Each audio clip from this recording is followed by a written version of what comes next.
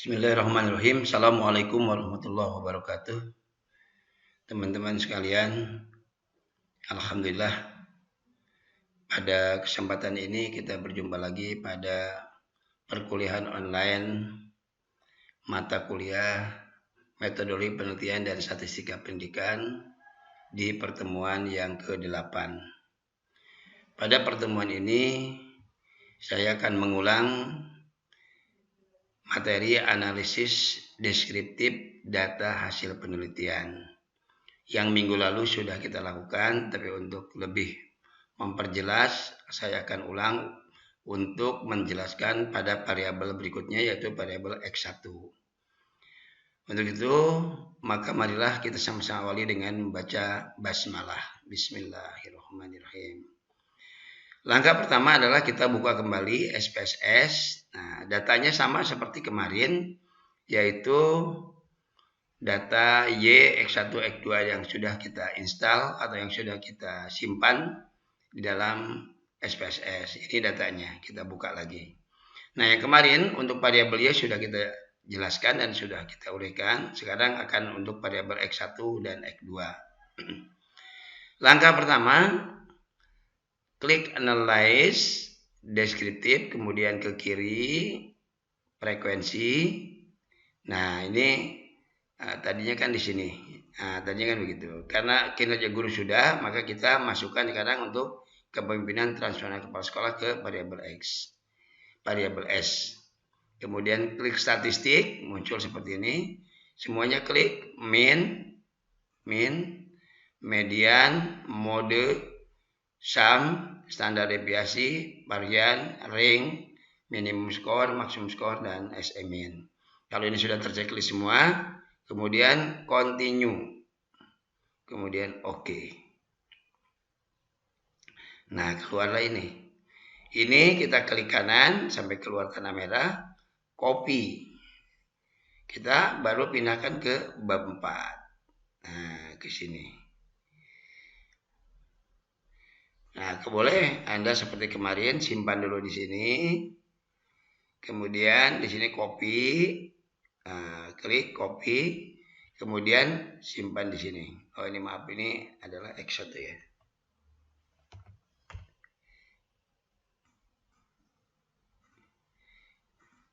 Nah, copy ke sini, klik. Nah, kalau udah tercopy seperti ini, maka yang ininya kita buang.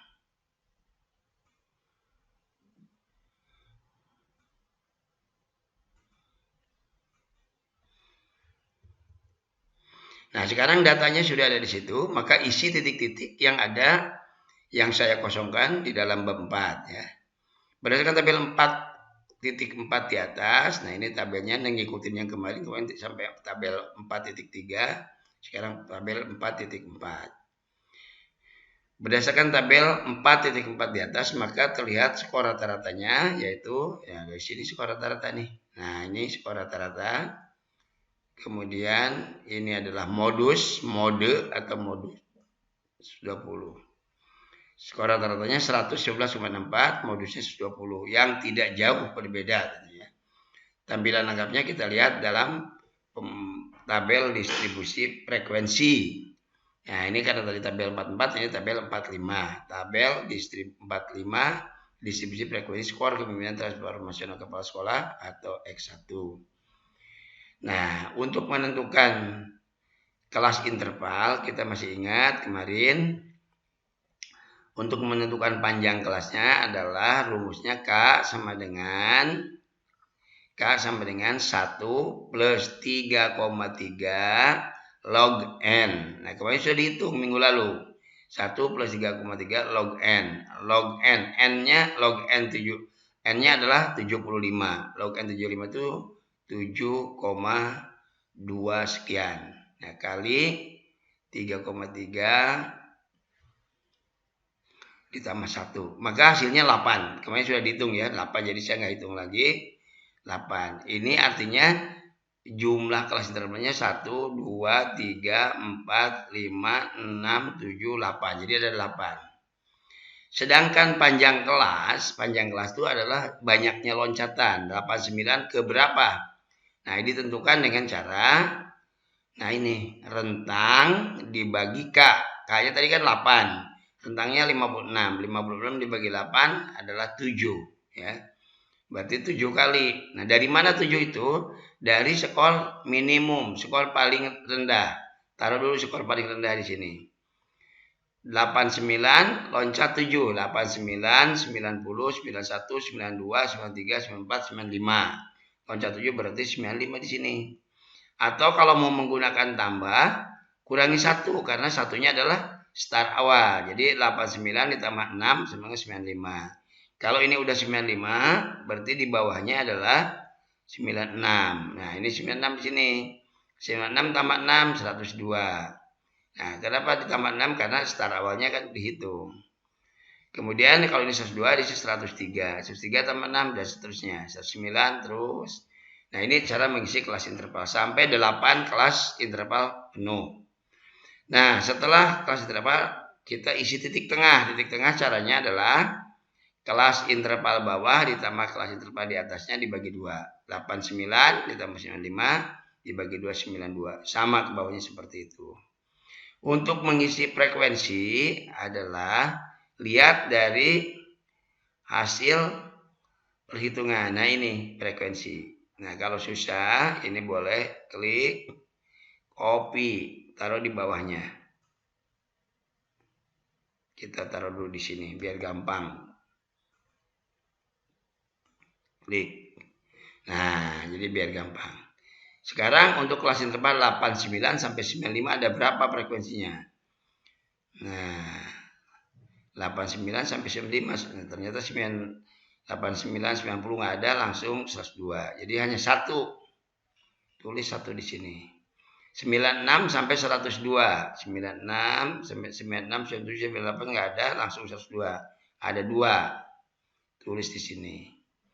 Kemudian 103 sampai 109. 103 sampai 109 berarti dari 107 karena 102 kan udah sampai 109. Nah, di sini 2 tambah 5 7 7 tambah 2 9. 9 terus di sini. Dan seterusnya ke bawah seperti itu, ya. Sedangkan untuk mengisi prosentase yang ada di sini, caranya adalah 1 jumlah frekuensi dibagi total responden. Nah, jadi 1 dibagi 75 kali 100% sama dengan 1,3. 2 per 75 kali 100% 2,7. 9 per 75 kali 100% 12. 15 per 75 kali 100% sama dengan 20,0. Dan seterusnya. Seperti itu sama. Totalnya ini harus 100%. Kemudian untuk mengisi kumulatif prosentase 1,3 artinya yang persentase paling awal taruh dulu di sini. 1,3 ditambah zigzag di sini. 2,7 sama dengan 4,0. 4,0 tambah 12 dengan 16. 16 tambah 20 36 dan seterusnya sampai terakhir 100-nya ada di sini. Nah, kalau ini sudah terisi, maka yang ini kita hapus. Hapus lagi. Ini kan sudah. Ini ke atasin lagi. Nah, baru kita isi kolom-kolom yang kosong. Berdasarkan tabel 4 di atas, bahwa skor tertinggi frekuensi berada pada kelas interval ke-5.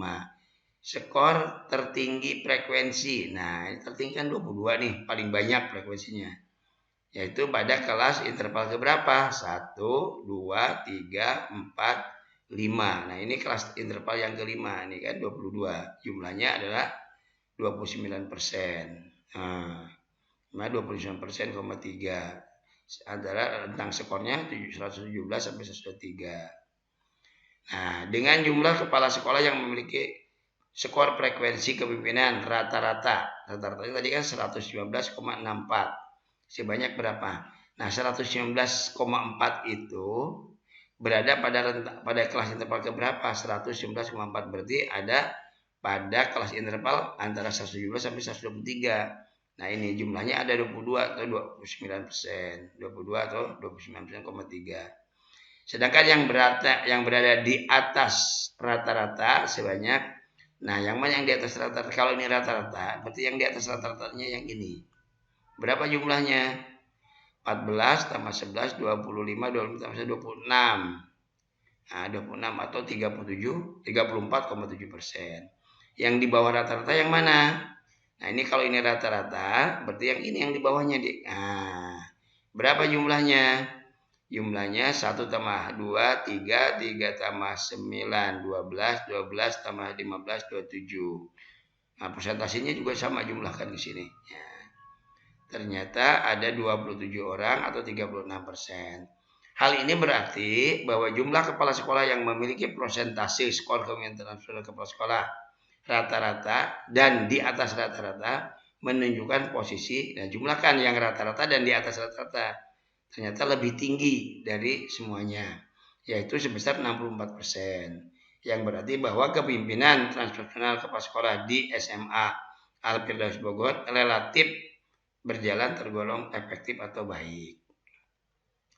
Nah, dari analisis deskriptif ini kita bisa mengetahui bahwa apakah kepemimpinan transpersonal kepala sekolah di SMA ini berjalan dengan efektif atau tidak. Nah, itu ternyata karena dia lebih besar, 64%, itu berjalan lebih baik. Tentu kalau 90% sangat baik sekali gitu.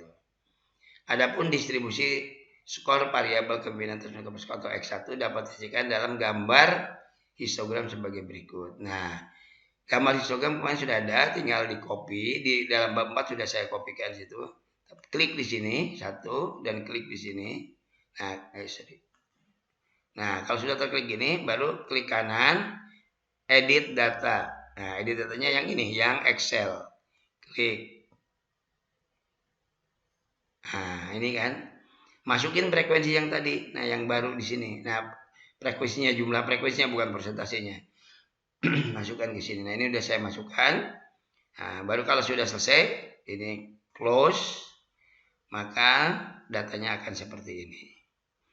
Nah, ini di bawah ada tulis yang merah ini. Apa ini maksudnya? Ada 88,5. Ini adalah batas bawah kelas interval. Contoh, 89 berarti batas bawahnya dikurangi separuh, setengah, dikurangi setengah. 89 dikurangi setengah, 88,5. Ini 96, 95,5. Nah, seperti itu. Ya, 88,5, 95,5 dan seterusnya. Jadi batas bawah kelas interval dari kelas interval awal dikurangi setengah. Jadi seperti dengan ini yang diisikan di sini, ya. Batas bawahnya. Nah, lalu berdasarkan deskripsi statistik data dan gambar 43 di atas diketahui skor yang paling sering muncul. Nah, tadi kan modus, ya. Modusnya adalah 120. Jadi mesti ingat di sini, ya. Modus. Nah, ini nih 120.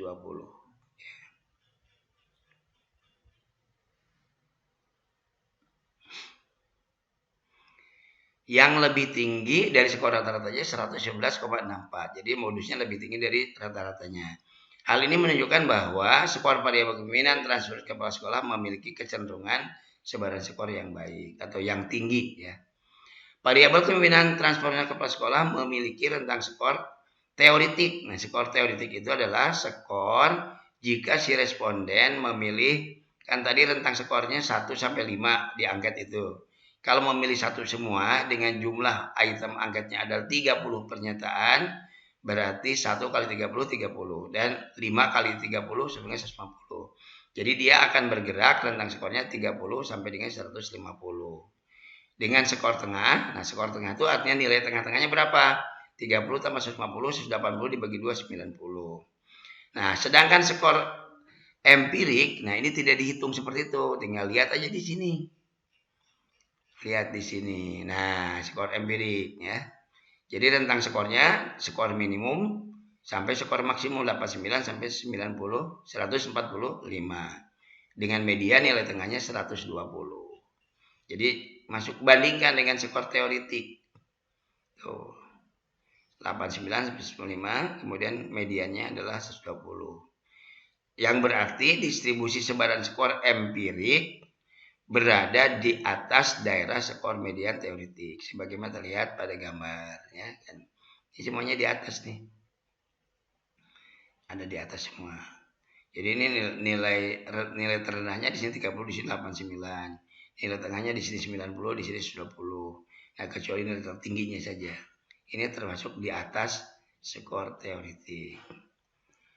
Nah, berdasarkan gambar 4 di atas menunjukkan bahwa kepemimpinan profesional kepala sekolah di SMA Al-Firdaus Bogor berada pada kategori baik. Nih, kalau ini di atas semua berarti pada kategori baik.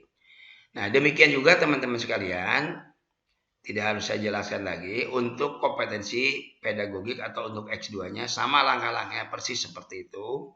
Nah, ini tulis semuanya, diisi semuanya ini. Semuanya dengan langkah-langkah yang sama seperti tadi. Kemudian gambar histogramnya juga, kemudian perbandingan skor teoretik dengan skor empiriknya sama seperti itu sampai dengan kesimpulannya. Persis sama dengan yang tadi. Nah, mudah-mudahan dengan diulang ini bisa lebih jelas, lebih bisa dipahami. Nanti saya akan UTS dengan materi pokoknya adalah ini, ya. Kemudian analisis butir dan angket. 3 itulah yang sebelumnya tidak usah dipikirkan, itu hafalan, tinggal Anda baca saja. Tapi yang ini, ya, analisis deskriptif, analisis butir dan angket, pembuatan angket, itu yang akan dijadikan untuk soal UTS. Dan perlu kalian perhatikan bahwa soal UTS itu adalah masing-masing mahasiswa berbeda, karena saya tinggal mengganti angka-angkanya saja. Jadi angkanya pasti berbeda. Bagi teman-teman yang mengcopy paste dari jawaban temannya pasti salah karena angkanya beda. Ya, tapi kalau nanya bagaimana caranya boleh, ya. Atau menghitung pakai laptop atau pakai kalkulator silahkan, ya. Nah, saya akan membuka ruang tanya jawab bagi yang belum paham nanti untuk kelas A hari ini jam 8, untuk kelas A jam 8, kelas E jam 10, dan untuk kelas C jam 13 atau jam 1. Silakan dipersiapkan HP-nya atau kuotanya supaya nanti bisa live online, ya, bisa bertanya kalau ada yang belum paham. Tapi kalau sudah paham nggak masalah, ya. Minggu depan kita UTS. Demikian teman-teman sekalian, terima kasih atas segala perhatiannya. Mohon maaf atas segala kekurangan. Kita tutup dengan sama-sama membaca hamdalah. Alhamdulillahirabbil alamin.